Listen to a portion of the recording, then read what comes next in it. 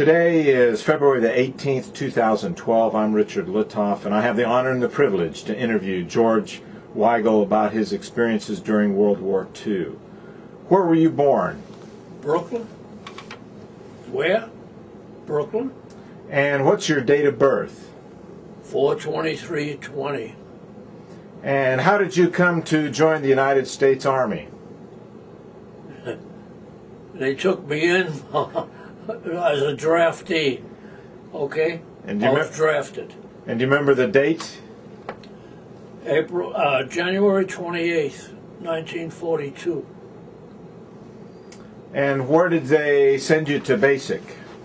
They sent me to basic down in Fort Belvoir, Virginia, in the engineers. And what was that like? What do you remember about basic training? Oh, that was... you had to... you learned all about our mines that are in the ground, and you had to go use a bayonet, see if you could find them. When you found them, you disarmed them. And we learned how to cross rivers on a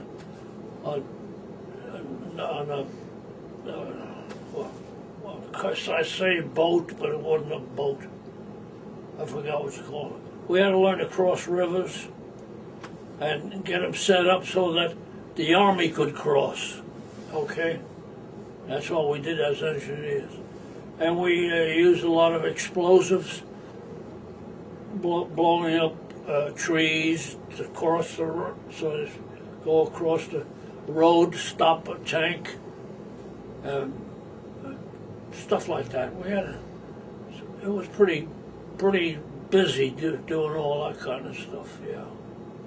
Did you have any prior experience as an engineer or that type of thing? Oh no, no, not really. I worked with my dad, who was a plumber. I worked with him on a lot of plumbing jobs.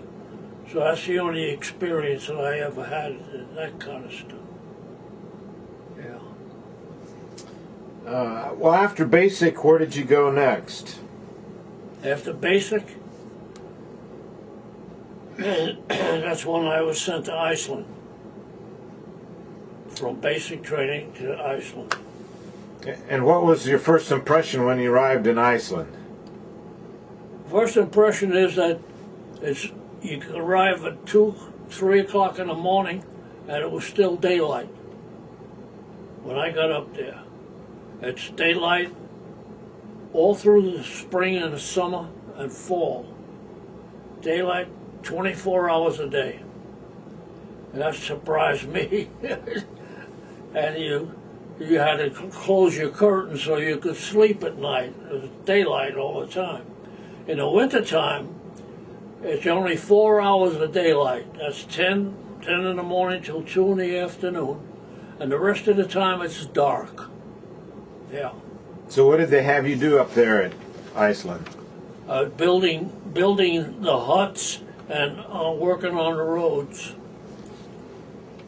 Using lava rock on roads. Crushed lava rock. Because they have 2 or 3 volcanoes in Iceland. One is called Hekla, okay?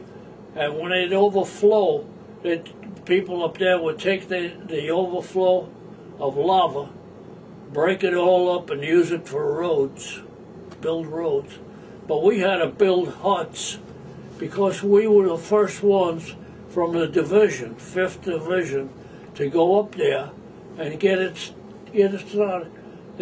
They went up there, the engineers went up there in October of 1941, okay, before World War II.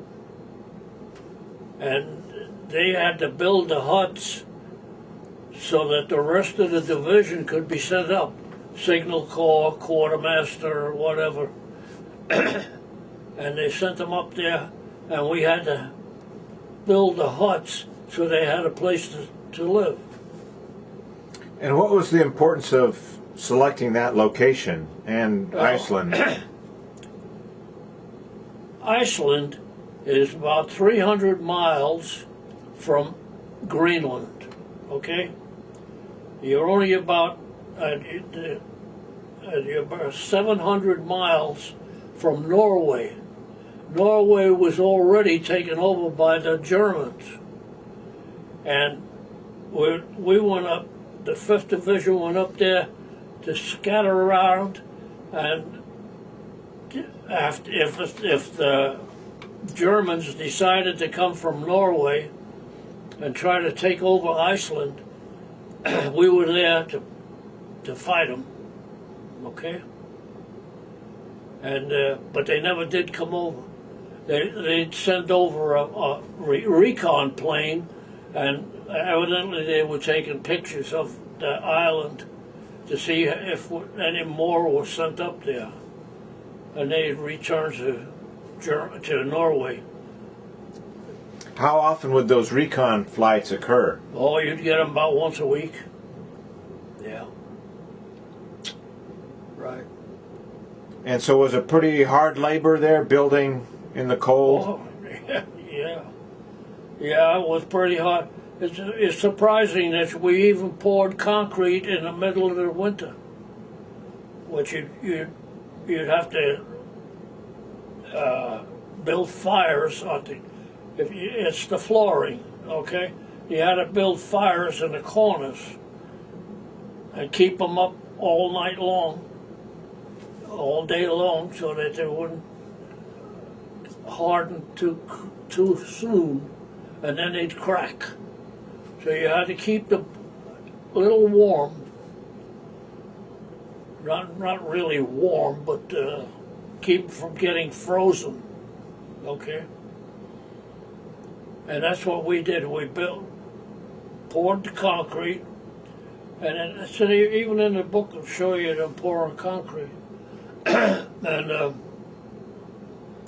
I went from, I was in Reykjavik, that's the capital of Iceland. It's in the southwest corner of Iceland, okay?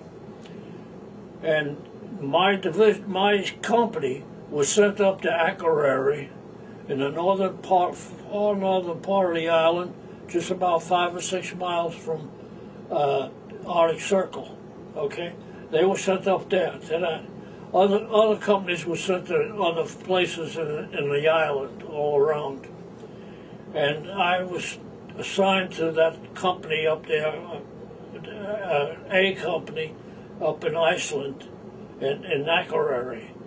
In order to get there, they had to go around the island, so they put me on a British coal boat, and me and another guy, and we went all around the island. It took 3 days, go around the island, up to Akureyri, and down the bay, and you worked there building huts for the rest of the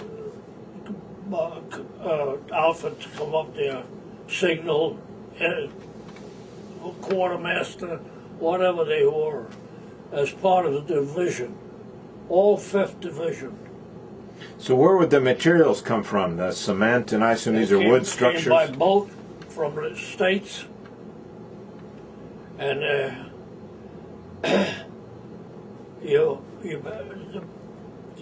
good part of, we would get stuff from the States, but some of the ships were sunk on their way up there.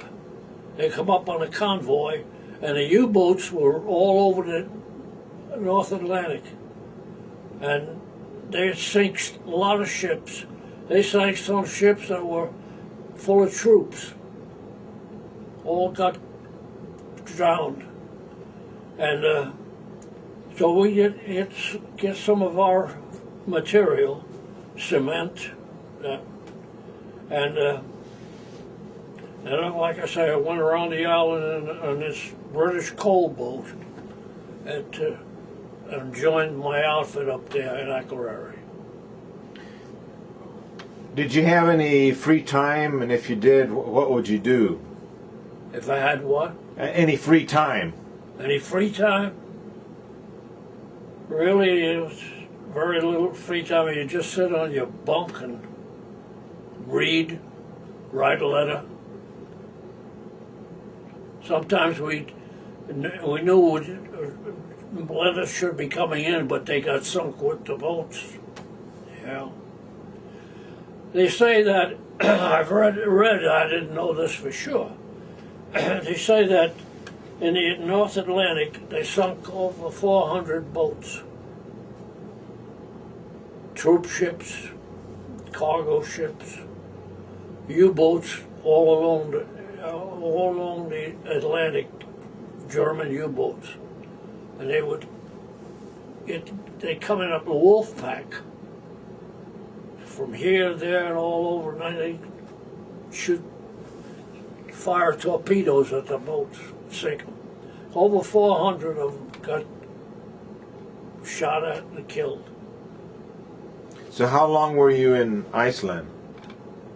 I was in Iceland for, including my trip up there, my trip back, 14 months. And where did you go next? Then I came back here to Camp Breckenridge to start the new engineer battalion. Yeah. And what was that like? What did they have you do in Fort Breckenridge? Well, I was only there about 6 months, and we were in there to train men coming in to set up the battalion. Because when we started it, there was only 13 of us, and 3 officers that were over the whole battalion. But I was in Company A, and all we did was train these guys and when they came in. But it took a while for them to come in to get guys from other outfits, and some of them from like Fort Belvoir were sent up there. So what would you make those new guys do? The new guys, same thing that we learned in basic training. Basic training. That's all it was for them, the basic training. And that's when I got past my, there about 6 months, and then I took that aviation cadet exam. I wasn't allowed to take it before. I had to be there 6 months, they said, in this outfit, in the 243rd. And so what prompted you to take the exam? Why did you want to? I always wanted to be a pilot. That's what I was trying for. I wanted to be a fighter pilot.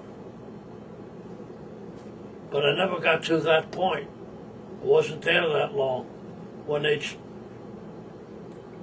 sent a lot of the cadets who hadn't finished their training up to a certain point, they were sent then to the ground forces. And that's when I wound up at Camp Gruber, Oklahoma, in the infantry. But before Camp Gruber, they did send you to the Army Air Corps. Yeah, down in Shepherd Field, Texas. Right. And Wichita Falls, Texas. And what do you remember about that? What sort of training did they actually give you? That was just more or less like going to school. You know, geometry and going through all that kind of stuff. And they didn't work very hard on us because they were getting rid of us anyway. So you didn't actually get to fly any planes? It was all ground school and basic. I got inside the planes, but that's about all. That's nothing. No, I didn't. That part of me was dead for about 2 months, 2 to 3 months, and then out. Yeah. So you're obviously disappointed that. Oh yeah. You didn't get to go. I didn't get enough training to even take any flights. Well, tell me about Camp Gruber in Oklahoma. That was all infantry training. So what additional training did they give you there? Strictly infantry training, rifle firing and so forth. I became an expert rifleman with an M1 .30 caliber, and also with a carbine, which is a smaller .30 caliber, and I became expert in both those. Yeah, and we fired mortar fire. We did all kinds of stuff. Go on a hike, 10-mile hike. come back, and they say, "Okay, everybody out in the field. We're being attacked." Yeah, you just come back from a 10-mile walk, and then they want you to go out in the field and go lay down in the woods. I thought, what the hell? We're tired. We don't want to go out there. You're going out there anyway. Yeah, that's the way it was at Camp Gruber. Yeah. Were there any times that you enjoyed yourself at Camp Gruber? Enjoyed myself? Just getting to know the guys. I got good friends from them. And got acquainted with a heavyweight boxer, Joe Lips. He was in my company, in my platoon. We got acquainted with him, and he fought a heavyweight, Joe Frazier. You've heard of Joe Frazier? He fought Joe Frazier. He was a heavyweight, Joe Lips. And he'd sit down in the bunk next to me and show me pictures and write-ups that he had, you know. And I would get a chance to go to town, go to Muskogee, Oklahoma. So what was there to do in town? Go to a bar and get a beer. That was it. Nothing else. Yeah. We stay out, go out and like on a Saturday night, drink a few beers, and come back to camp. That's it. Did you feel that the infantry training you got there at Camp Gruber helped prepare you later on when you were in combat? Oh yeah, oh yeah. Yeah, it taught me to go zigzag when I'm running away from the fire. And all those shells were, they were from the, I don't know how many Germans were firing at us, firing at me, but there was enough that they were passing by me all the time while I was, but I just zigzag. You can't shoot somebody when they're zigzagging. You can aim at them, and all of a sudden and if you fire, but then they turn, and that's what I was doing. And I ran a long ways zigzagging before I got out of their sight. That they'd quit, then I could straighten out and run. So where did you go after Camp Gruber? Camp Gruber. Then we went up to Boston and boarded a troop ship in Boston, and then took off in a convoy up to Iceland. There was a big convoy. And did you have any concerns about getting hit by submarines in that convoy? Sure. You always were. Yeah. I don't know how many were hit. I don't know. I was on a ship for about a week, I guess, when I got yellow jaundice, and I think it was from a yellow fever shot that I got back in the States, and I had turned turned yellow, my face and all, and my eyeballs. And the doctor on a ship took one look at me and he said, "You got yellow jaundice. You stay here." So I didn't go back to my bunk on the ship. I stayed in the first aid cot that they had. That's where I stayed until I got to Iceland. Then when I got to Iceland, they took me to the hospital until I got well again. Then I joined the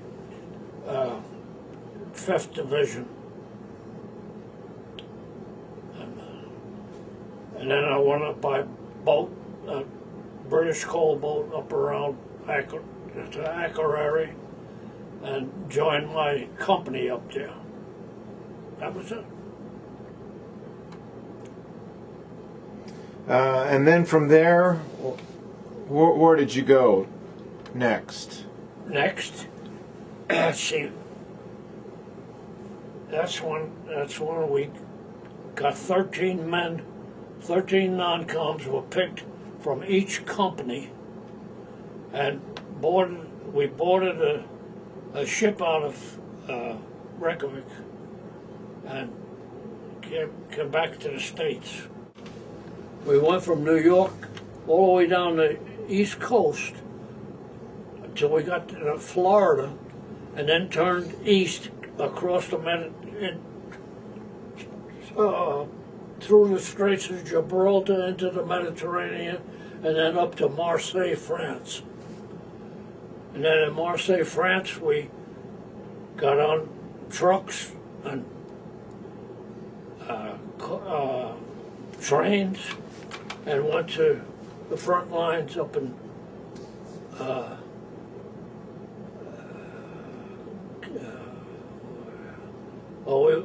it was in Strasbourg. We went to Strasbourg, and then went about 10 miles north in Gamsheim and went in the front lines on Christmas Eve. Tell me about your first impression arriving in France, in Marseille. Could you tell much about the damage from the war? And no. Was there a lot of activity? Not much. There wasn't much fighting down there.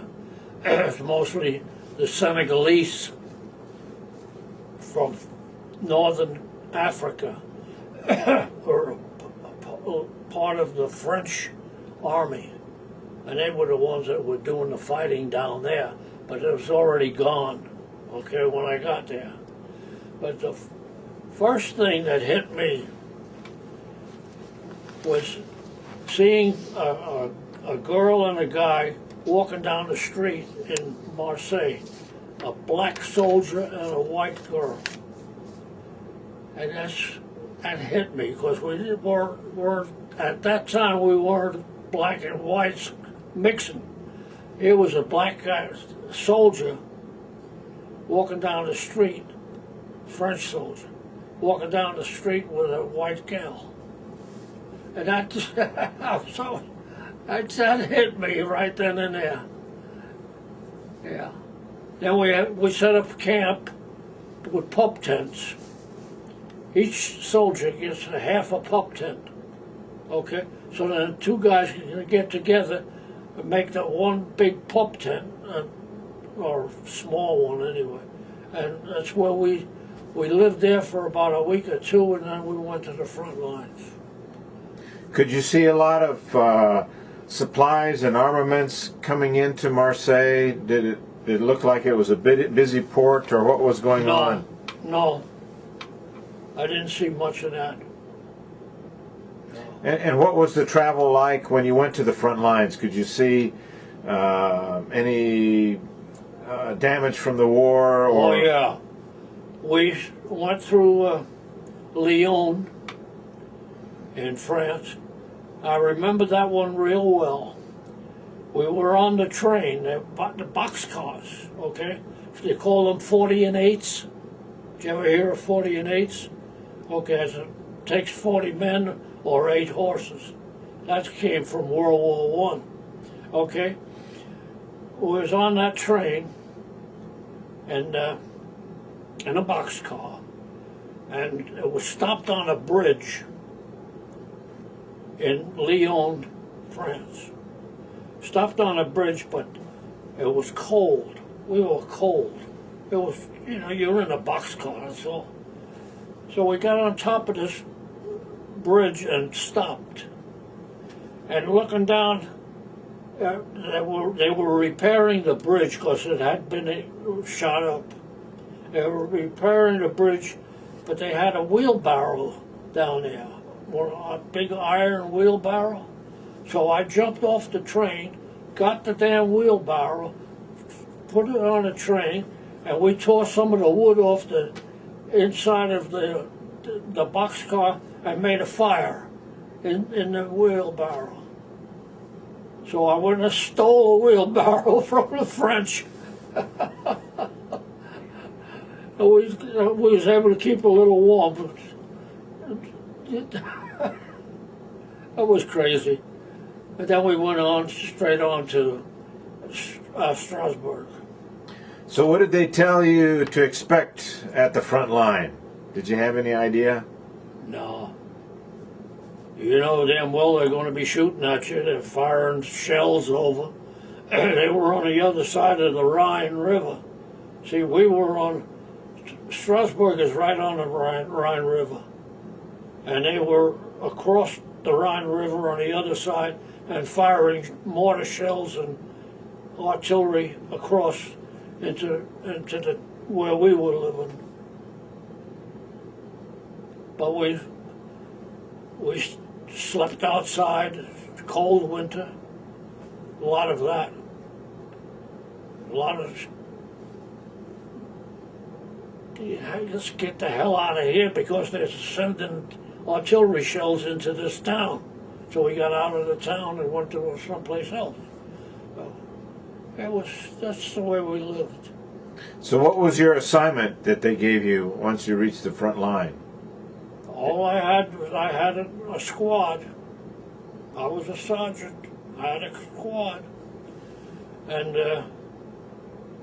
all we did was really dig in case of an attack coming across the river and nothing else. How many guys were in your squad? 8 men, and I lost 3 of them. We were in this village called Sessenheim, and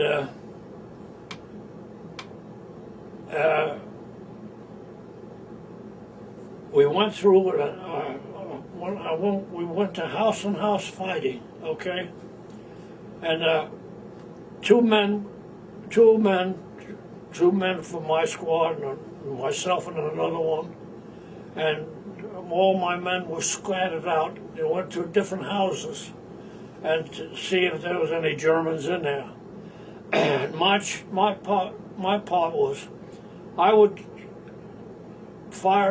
drop a grenade down, open a door on the first floor, and I had a cellar, and I would throw a grenade down in the cellar and explode. And if there was any Germans down there, they would get the hell out. So we had that. And my partner, the kid in my squad, I'd send him upstairs, and he'd go through the rooms up there, okay? And I went through the rooms downstairs, and then threw the grenade down the basement. Well, I got to one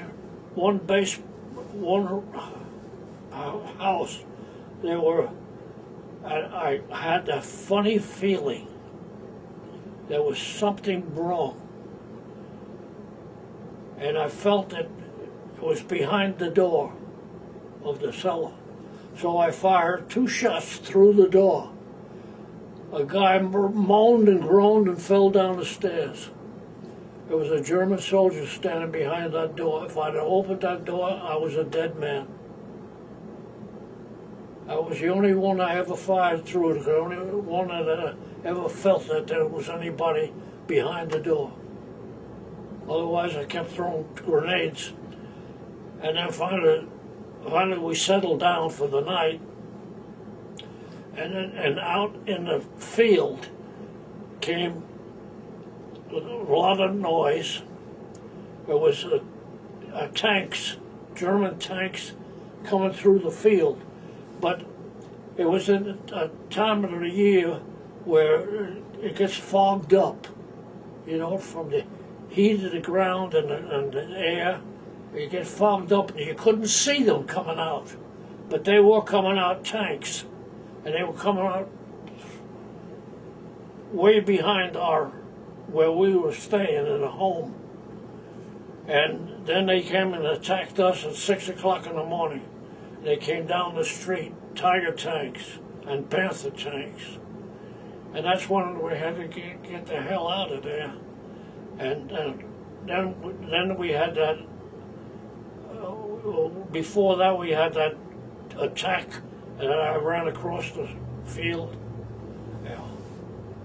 So we got into I got into the woods after, and we had the 79th Division. We were attached to the 79th Division because we were just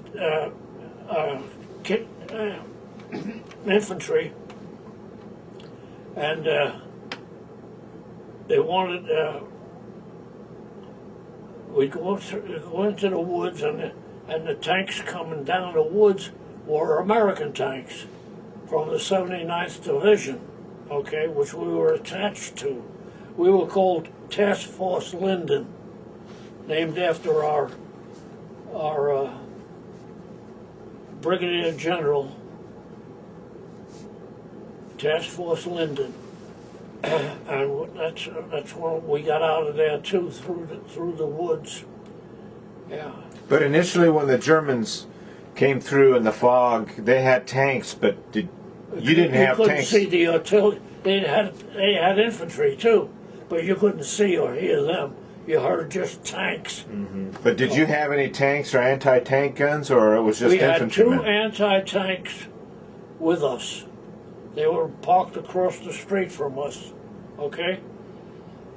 And when they come down with the tanks, one of the guys in the anti-tank anti-tank went out into the street to fire at the German tank coming down. The German tank fired first and blew up this tank destroyer. It burned the whole damn thing was burning. And that's when we had to get the hell out of there. So they kicked them out down. And when we got into the woods, then the 79th Division had the men ready to go and attack. They did attack against the Germans. No good. Germans beat the shit out of them. How come? What? They were all set up with tanks, and this 79th Division tanks went in, but hell, they were waiting for them. When they came out of the woods, they shot at them, and we had guys from B Company were in the town with us at the end of the town, and they were captured, and some of them murdered. But the B Company, most of them were captured and sent to a POW camp, German camp. They were from B Company, our outfit, and I was in the A and P platoon. We had attacked them, and we took over the village, Sessenheim, but then when they came in, they took over. The Germans did. So how did you avoid getting captured?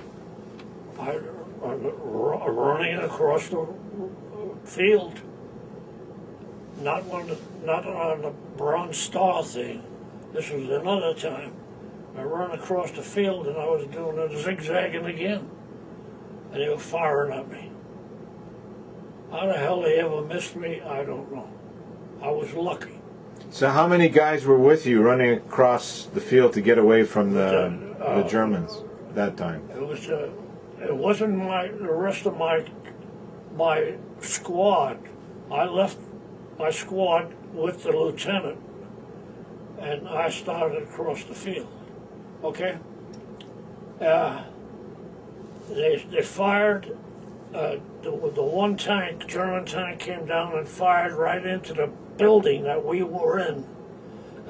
We had gone back to a barn in the back, and when it blew up the house, my buddy, he was my buddy, but he was in my squad. Name was John Durda.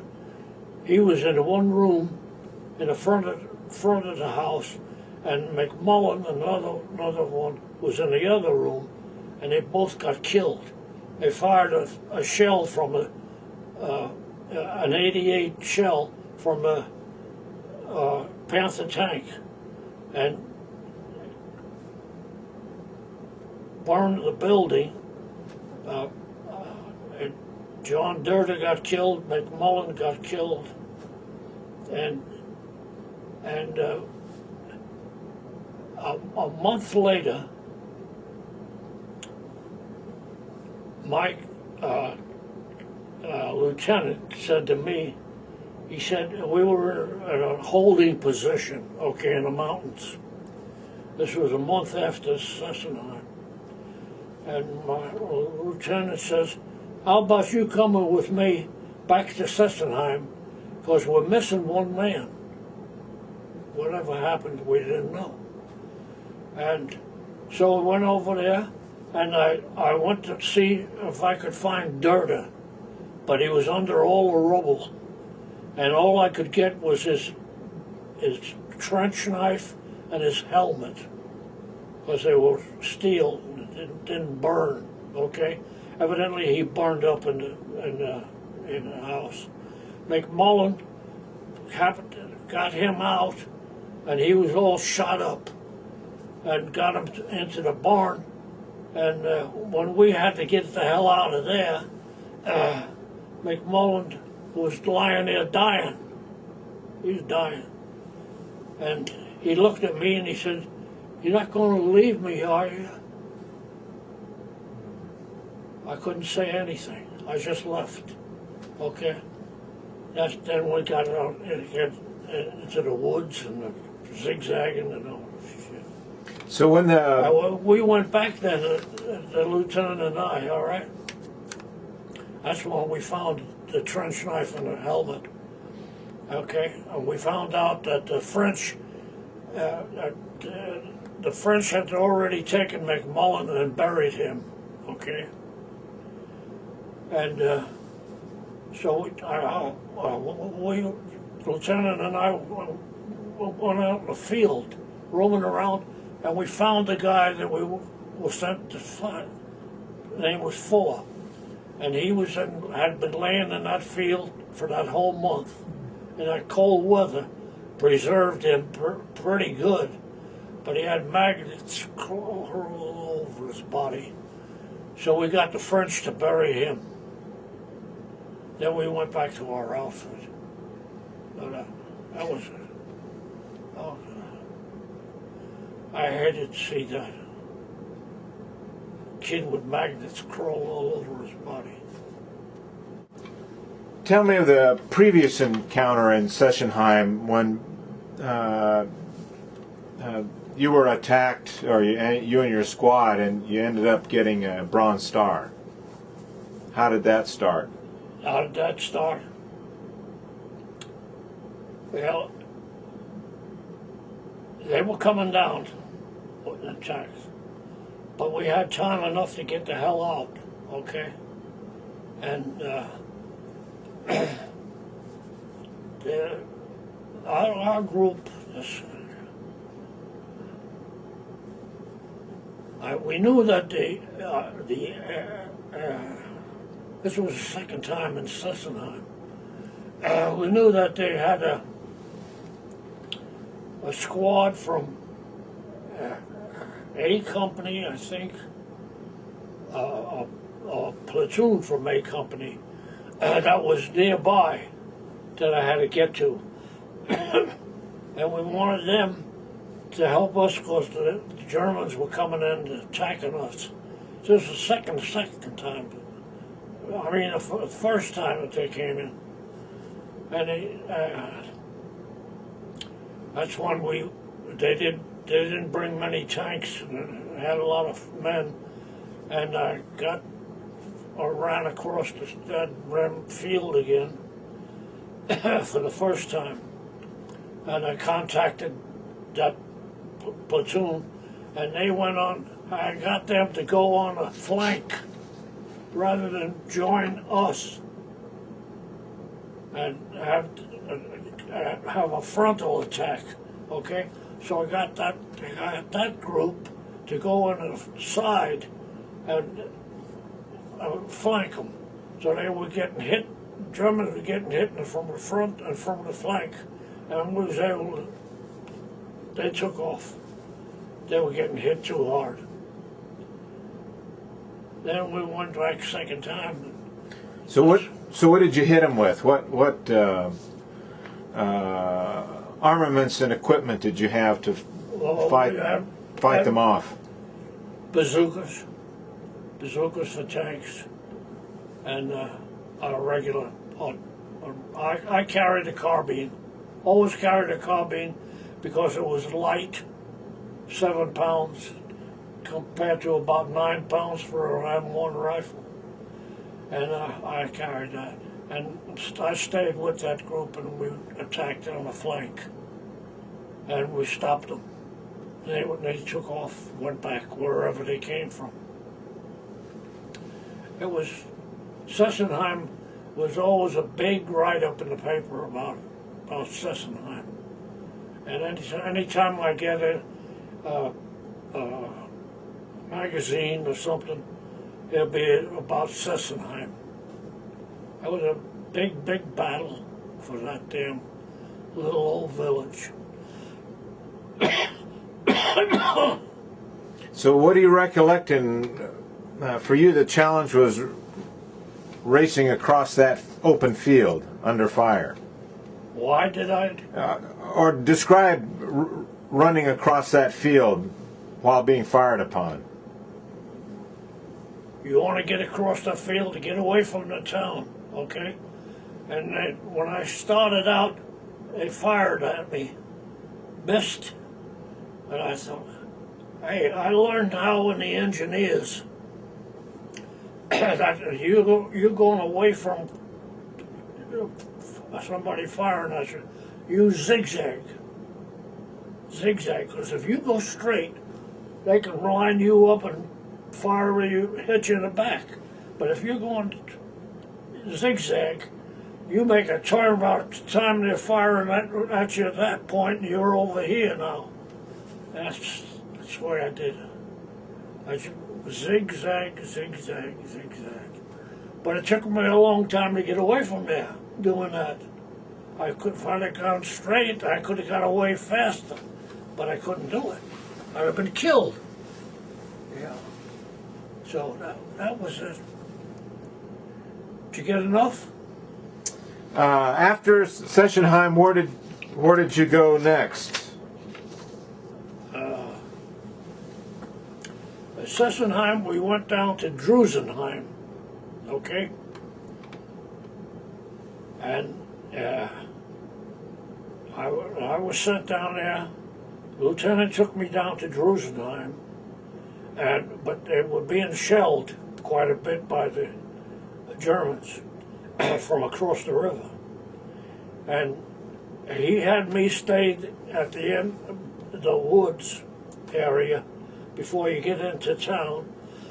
And he said, you stay here, and as soon as you hear the troops coming in, they'll be our troops, okay? You meet them, and then take them down through town and make the turn and go head north, and go west. And we're setting up headquarters down there, and take the lieutenant who was bringing them in. You take them all down there so they can scatter out into the houses, okay? I didn't know what the hell we was going to be doing.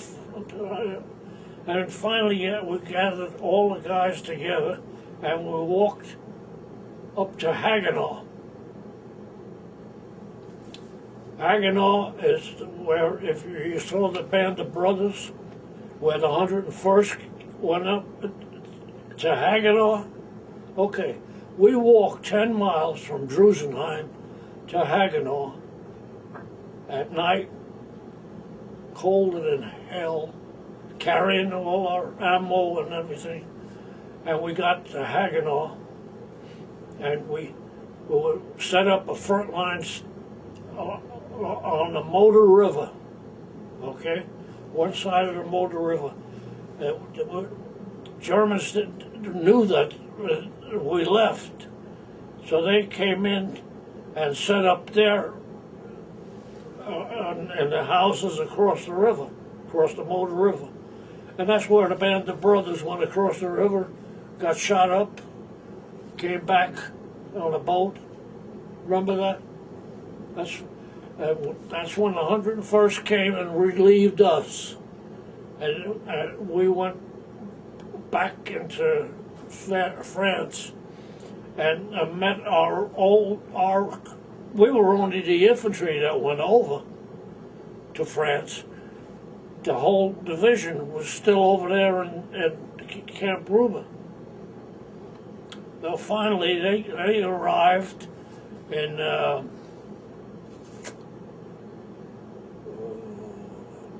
it was about the end of February, sometime like that.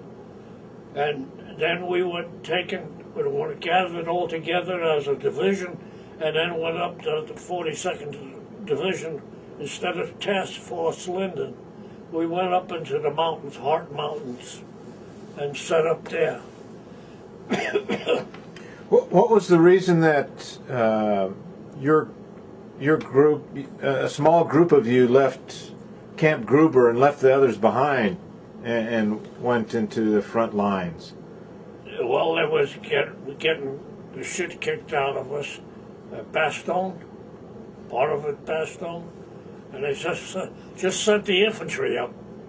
They sent us up as a task force to join the 79th Division.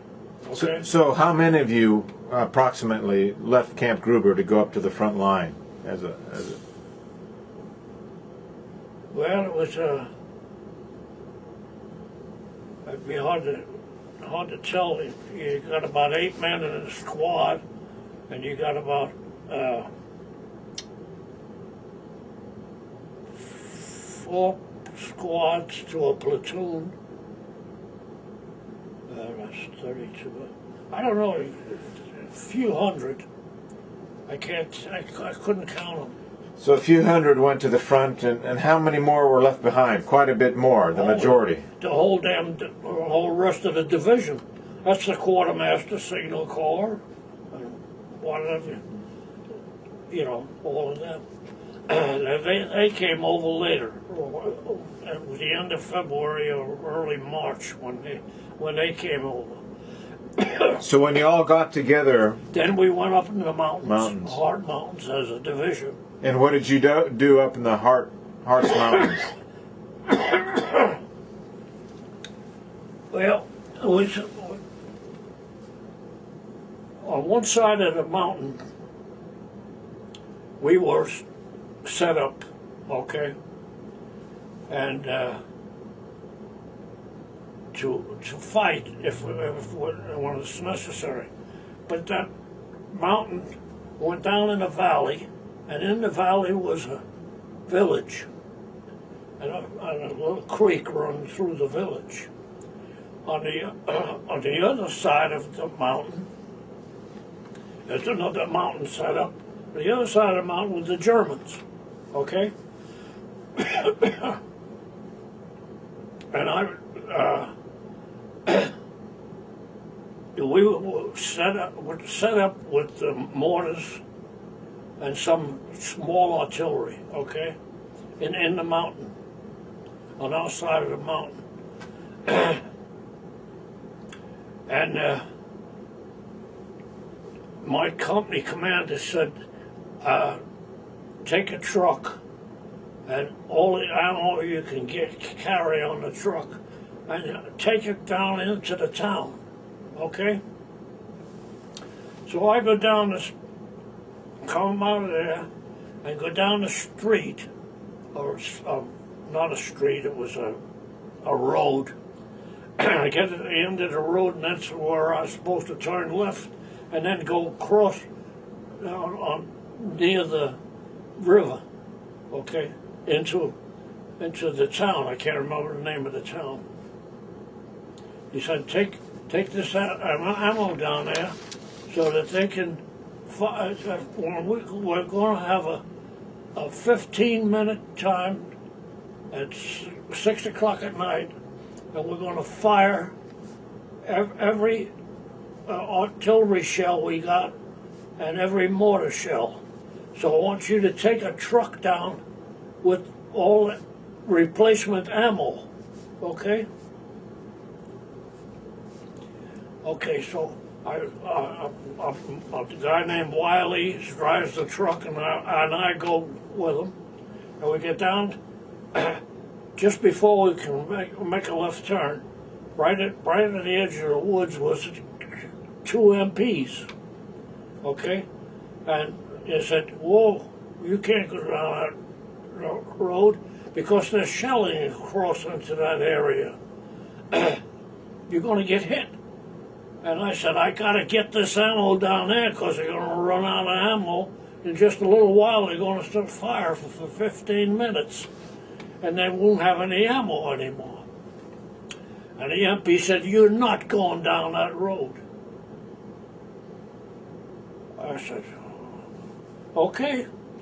So I had Weigele turn the truck around and go back down the road straight ahead instead of up the hill like I came down. And then we got down to the fort, and I said, Weigele, turn it around and get that son of a bitch going and take it up as fast as it'll go. And we come down that damn road and past that MP, and I said, hi. And we went down that damn road. And we got fired at, and we was going too damn fast, and they couldn't set us up. So I got into the town, and we was able to deliver the ammo. I wonder what that MP thought of me. I said, we went right on through. Oh, God. So after the Harz Mountains, where did your division go next? Crossed the river at Worms, France, which was already set up to cross by the engineers. What engineers, I don't know. But we crossed the river there and went to Würzburg. That's where you see up on top of the mountain that you was talking about. As Würzburg has got, it's almost like a church up on top of the mountain. So we got to Würzburg, and we crossed the river there at Würzburg and had to fight the Germans in there. Yeah. Took over a building just across the river, and across from the building was a park, okay? And during the night, the first night there, Germans set up inside that park, dug all holes inside that park, and they were going to attack us, okay? Well, we had already set up in the building machine guns at the windows and all, about 3 stories high. So the next morning, the Germans attacked, but they got shot up bad, real bad, and they took off. So we had to fight our way through Würzburg. Then from Würzburg we went to Schweinfurt and had battled in there.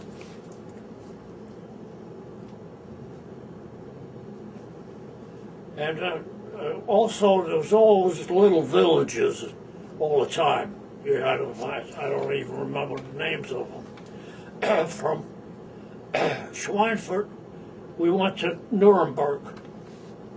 And we had a battle in Nuremberg. That's where the Nazis started, in Nuremberg, Hitler. And then from Nuremberg we went down and we freed the prisoners at Dachau concentration camp, just outside of Munich. And that was April 29th.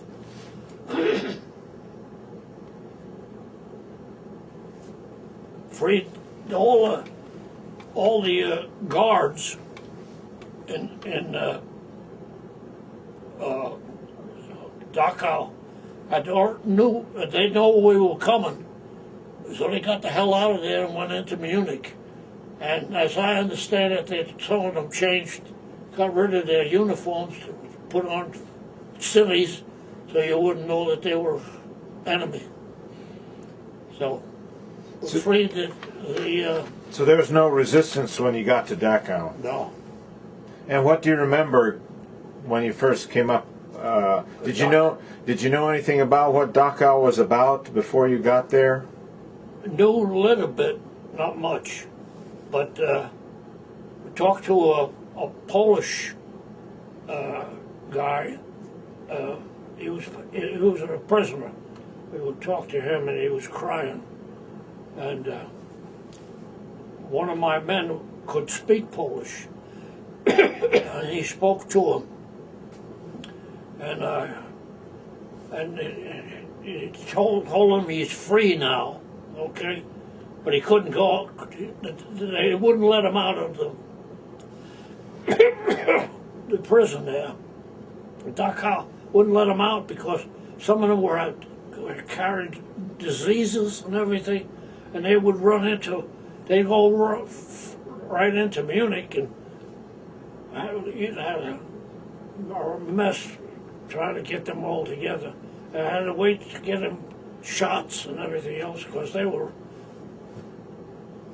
skin and bones.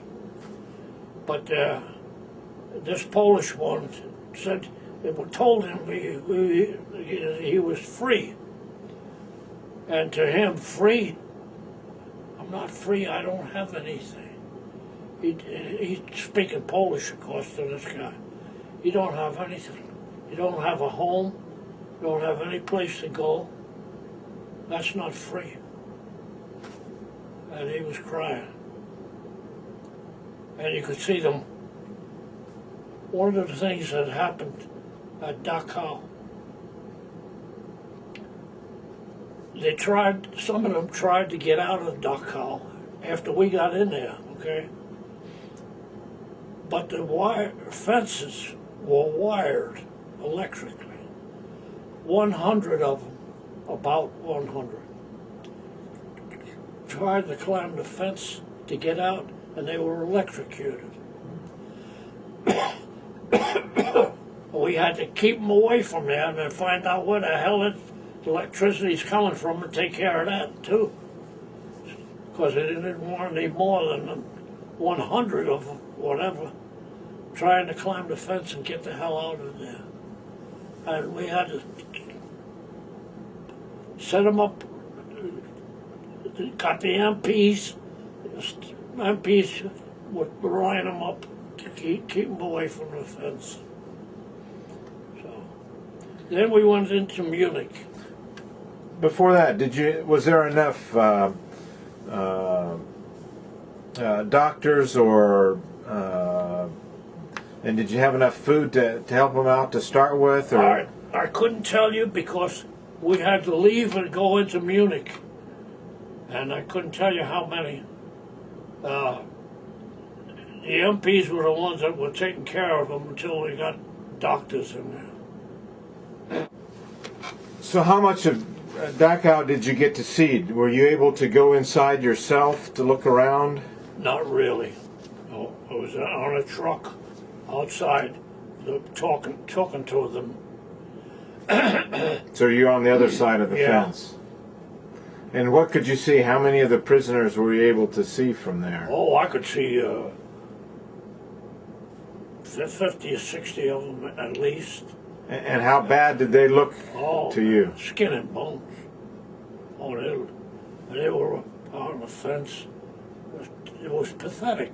And Pathetic. did you even expect that when you No, ahead of time to pull up to a prisoner camp to see that? Didn't expect to see that kind of thing.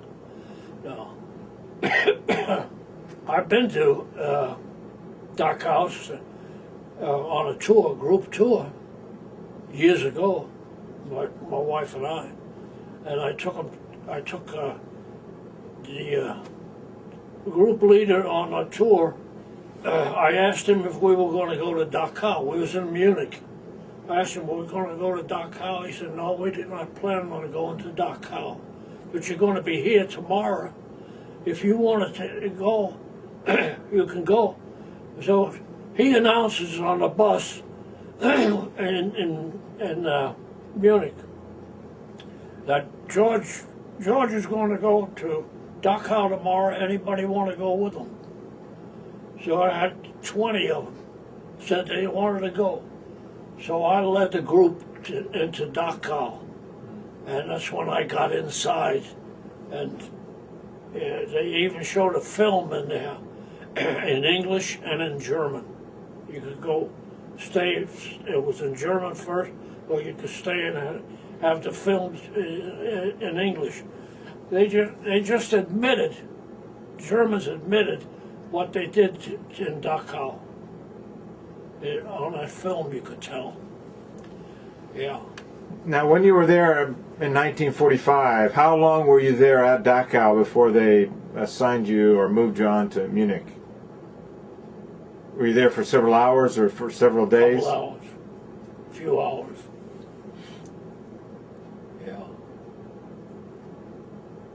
But in Dachau now they have 3 churches where you go underground for Catholics, for Jews, Protestants. I saw those. And then I went back in the back of Dachau, and back there they had the where they hang some of the people and then stick them in a crematorium.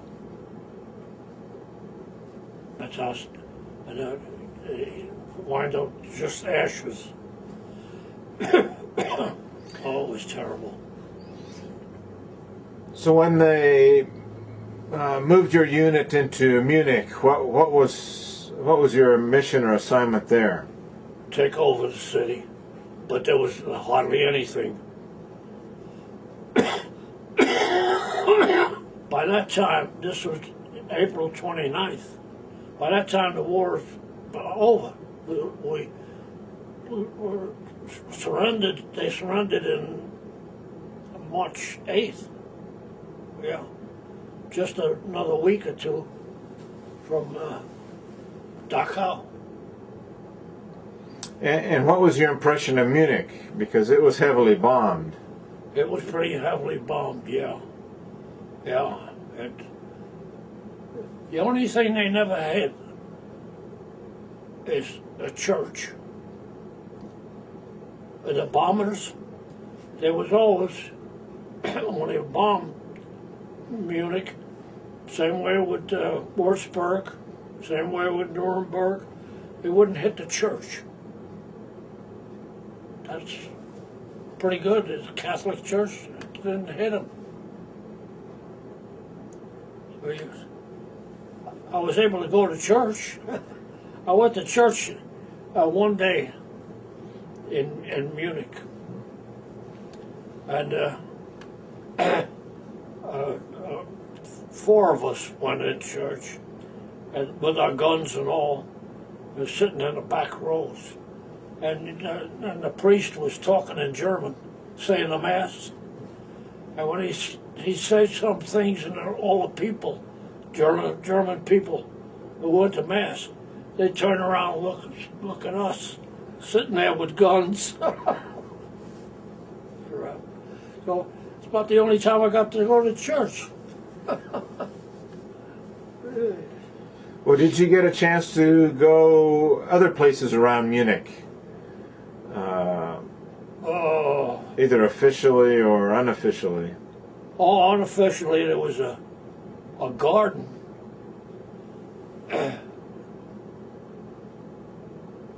Beautiful garden with flowers and all. It was really taken care of, and that was pretty.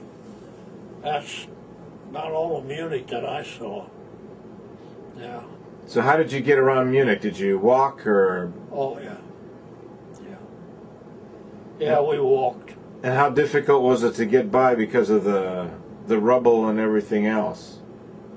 Well, some of that rubble was cleaned up. Not cleaned up, but pushed to the side so that people could walk. That's about it. And did you see many civilians or interact with some of the civilians? No. No way. I didn't want to. Yeah. Because, like I say, some of them might have been guards at Dachau who hightailed it into Munich and changed their clothes.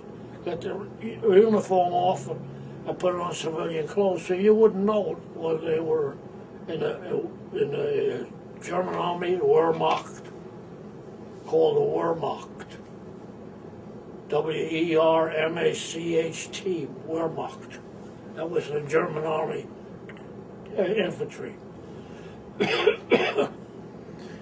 So was part of your mission to arrest Wehrmacht soldiers, or? Oh yeah, took them in as prisoners? Yeah, prisoners of war. So how many German soldiers were roaming around that you would need to arrest them? We gathered up about 15, 16, something like that. And I was given the assignment as a sergeant to take my men, my squad, which had been reduced somewhat. I had about 5 or 6. And take a bunch of these prisoners of war, take them back to the town that we came from, where the MPs were lined up, were staying, and they taking care of prisoners of war. Well, I was supposed to escort these guys back to the MPs, to turn them over to the MPs. And I went down the wrong street one time, and I knew damn well I was in the wrong place. And I said, "Stay here." And the prisoners and my men stayed here, and this right here, don't move. I'll go on into the woods and see if I can recognize anything. You know, it was at night, and I couldn't. I walked into the woods and couldn't see a damn thing.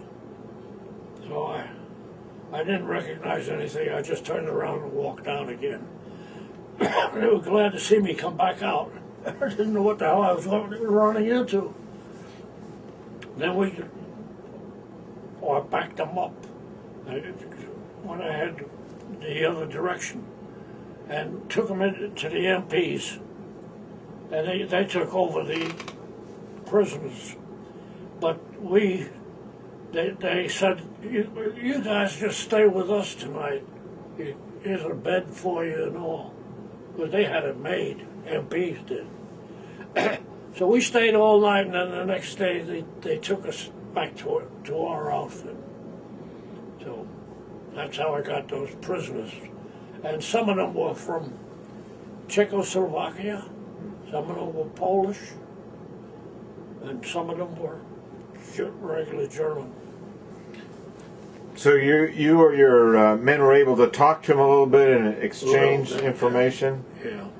So how did they seem? I mean, were they tired, worn out, or were they angry? Oh, yeah.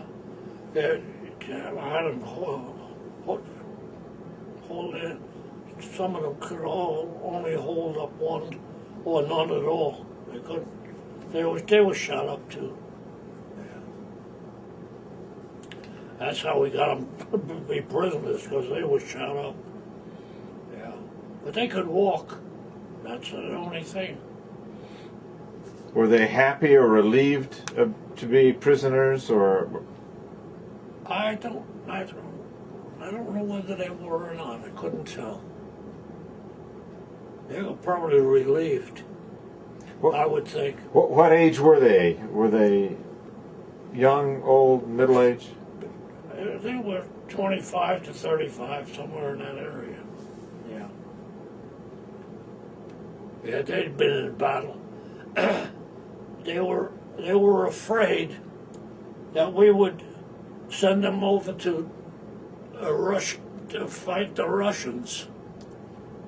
That we would force them back into the German army and fight the Russians. They knew damn well, somehow they knew, if they got to fight the Russians, they were going to get murdered. They wouldn't be taken prisoner. The Russians were killing them.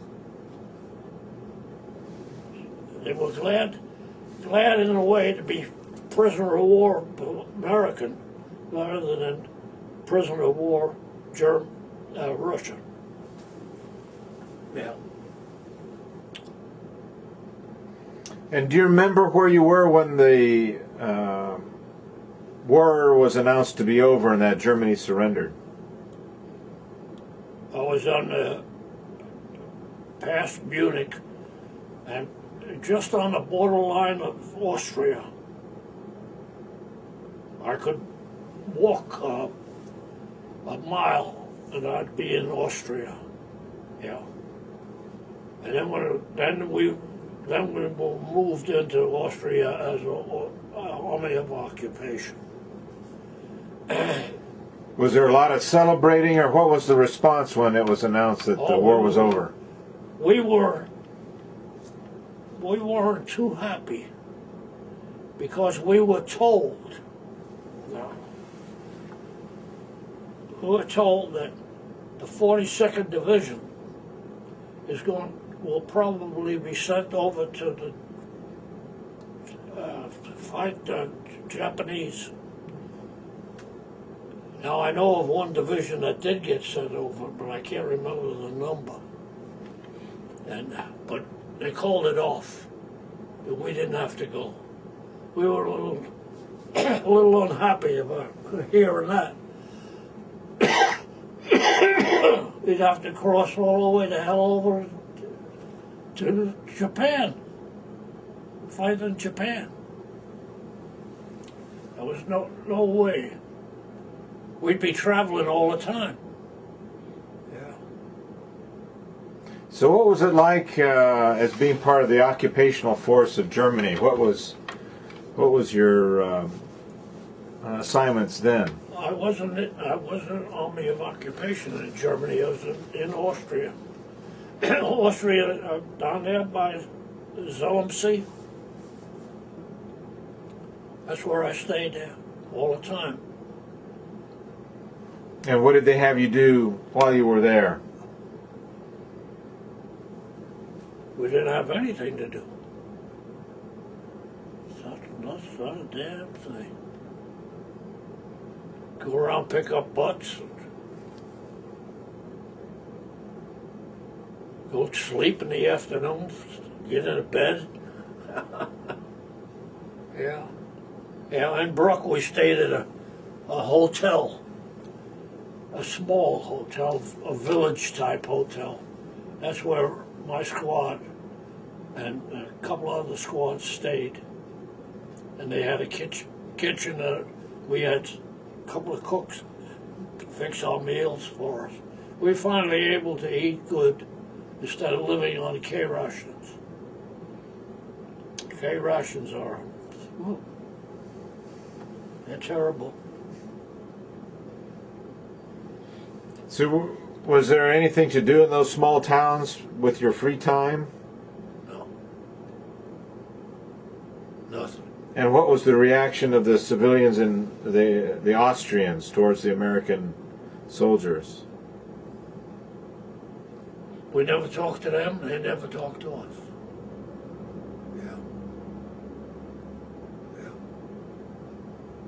So what was it like to, and what did you have to go through in order to return home? To return home, I got my orders, and I have a train that came in from Munich.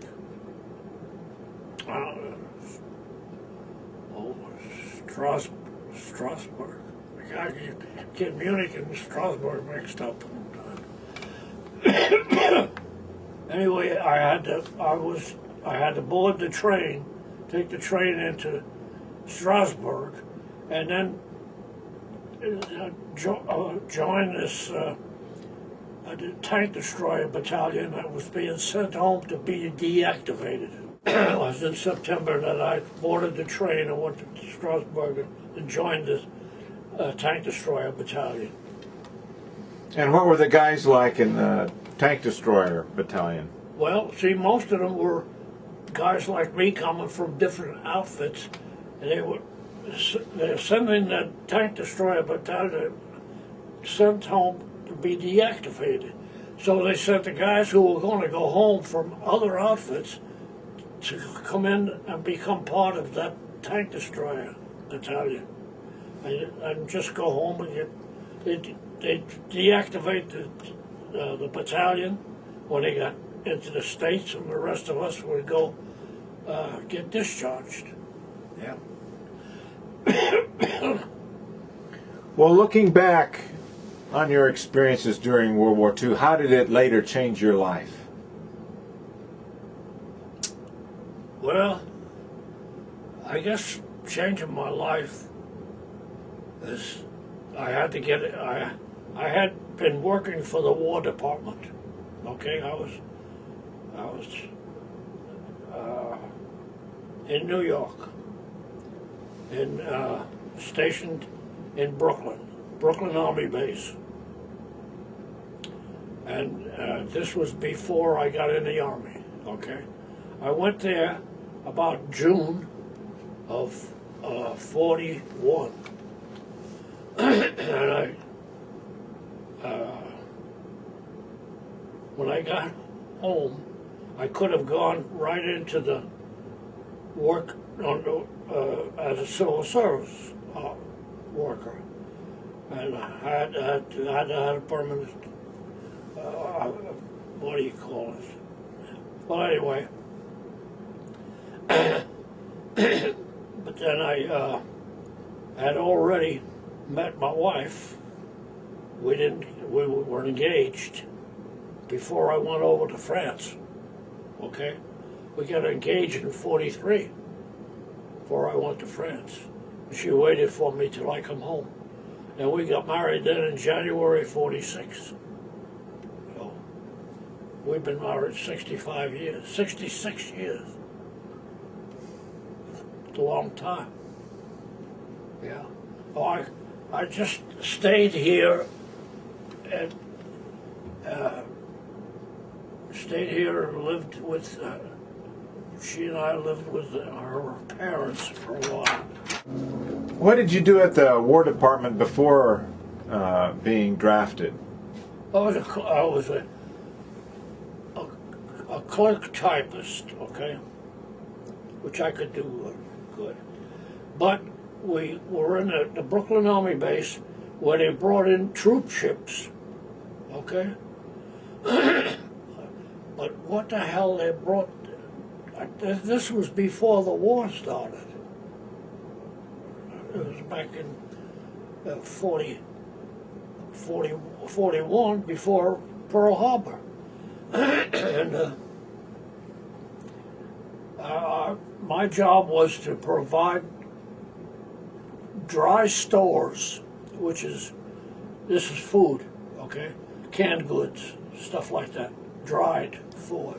My job was to have the warehouseman take that food that I requisitioned, that the purser would requisition, and give it to me from the ship, and then I would make sure that they got it sorted out and taken to the troop ship.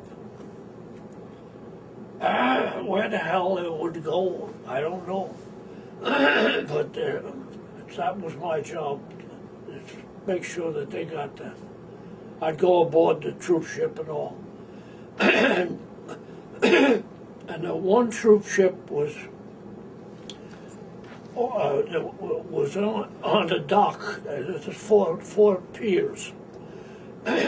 One troop ship was on the dock, and it was being made into a troop ship. Okay, it was the Deutschland, was the name of the ship, taken over in World War I. It was in America, so we took it over. Not the Germans, World War I. They called it Deutschland, and they changed the name to the Edmund B. Alexander. I went aboard it quite a few times to have the purser sign for the food that I requisitioned for him, that he received. When I got to Le Havre, after the 2 months was up, when they were on strike, when I got to Le Havre and we started to board the ship, it was the Edmund B. Alexander, the one that I had been supplying food to. Yeah. They brought it over from after the strike. Brought it over. Yeah. Looking back on your experiences during World War II, how did it later on affect your life? After World War II, I went to work for the VA and got reinstated, permanent civil service.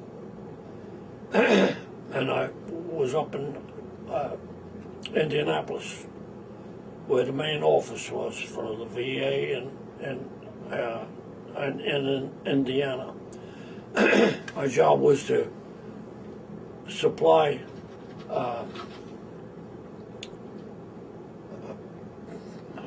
what the hell the name? Artificial legs, artificial arms. I was to order that stuff and have it sent to the various places like Richmond, Indiana, Terre Haute, Muncie, Evansville, and I finally bought a home up there. She was with me, of course, and we had our one daughter, one little girl, and she was not happy up there. I knew that. She was always calling her father or her mother down here. So I said, let's get the hell out of here. But put the house up for sale, brought our furniture that we had, brought it down in a truck, and I went to work looking for a job. I didn't have a job down here. There was no place to go, so I did go to work for a bakery down here for a while, and then I got a job with the International Harvester, who sold out to Whirlpool. So I worked for them for 8 years, and then they sold out the plant out there on the highway.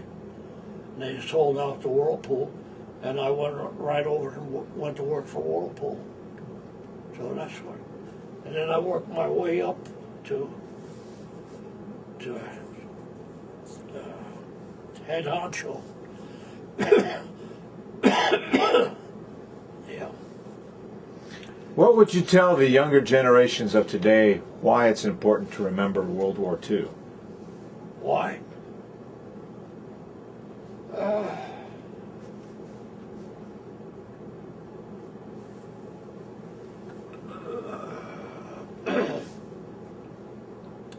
don't know why.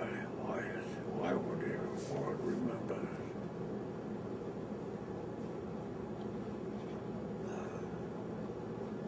I don't know. We went over to help the British and the French took over France, and that D-Day was when they crossed the English Channel. That was so. And I wasn't in that. I went over later. But I think that people want to see what the hell happened on D-Day.